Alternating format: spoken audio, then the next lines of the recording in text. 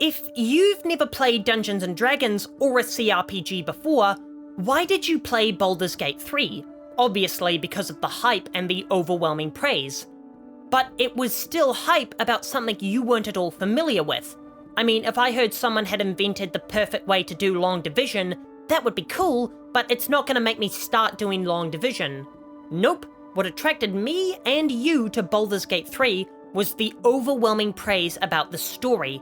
And unlike gameplay, stories are universal experiences that everyone can enjoy.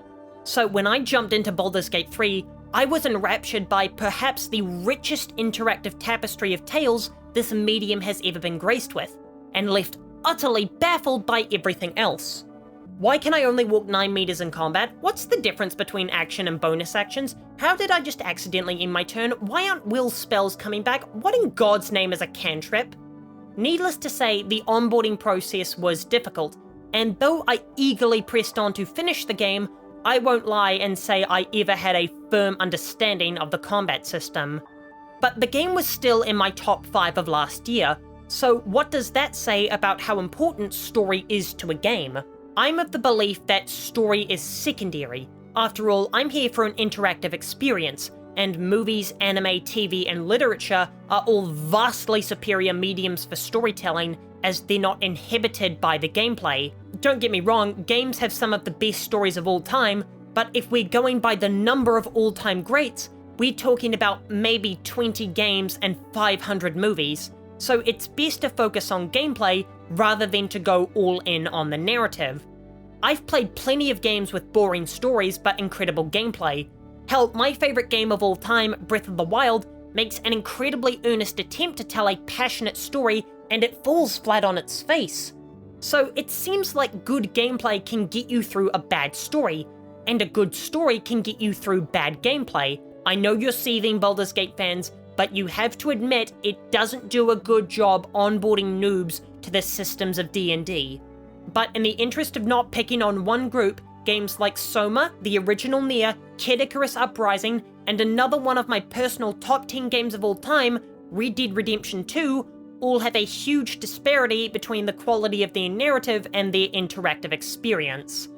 But I don't think it's a challenge to figure out which combination is worse. Gameplay is the foundation of the medium. If a story doesn't grab the player, they can just ignore it or even skip the cutscenes. If the gameplay's not intuitive, then they're stuck, as it acts as a barrier between them and the rest of the story. They have to engage with it in order to get the rest of the narrative, so ignoring it isn't an option. In fact, think about why you've stopped playing a game halfway through. Has it ever been because the story was boring, or because the gameplay was boring? For me, Dragon's Dogma 2's story wasn't all that enticing, but it was the slow decline of my sanity from the sheer tedium of walking everywhere that broke me. Now, I don't want you to take away from this video that story doesn't matter in games. To quote a better critic than me, gameplay is king, but story is queen. In fact, games might be the most important medium for storytelling, because they're the only ones that allow you to become the protagonist and make your own decisions. But is a story absolutely necessary, or is it context? Mario doesn't have a narrative whatsoever, but it would just be a generic obstacle course without the princess waiting at the end.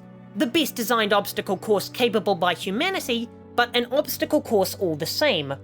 Also, while a bad story has almost no chance of impacting the gameplay, bad gameplay can be detrimental to the narrative. Another reason that games are such a powerful storytelling medium is immersion. While this isn't unique to gaming, it costs $30 and sitting in a dark, crowded room to get immersed in a movie that ends in 2 hours, while you can lose days to a game just sitting in your house. But let me tell you, every time an intense conversation in Baldur's Gate 3 reached its climax and the camera zoomed out as dozens of menus encroached upon the corners of my screen, man did my immersion in the moment just evaporate. I mean, I'm here fighting the devil in his own house of horrors, in a battle that's been built up since the start of the game, and now we're all just standing around waiting for our turn instead of having an all-out brawl to escape the pits of hell.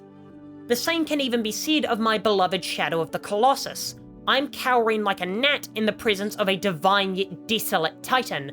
Its form creaks as it moves, indifferent to my insignificant presence.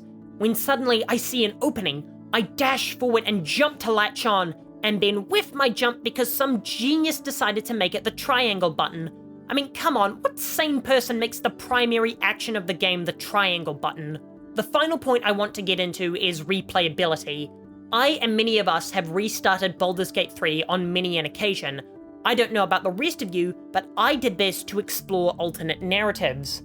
And on your second lap of a story, it doesn't hit as hard, as is expected, but without the balance of supreme storytelling, the gameplay's quirks are on full display.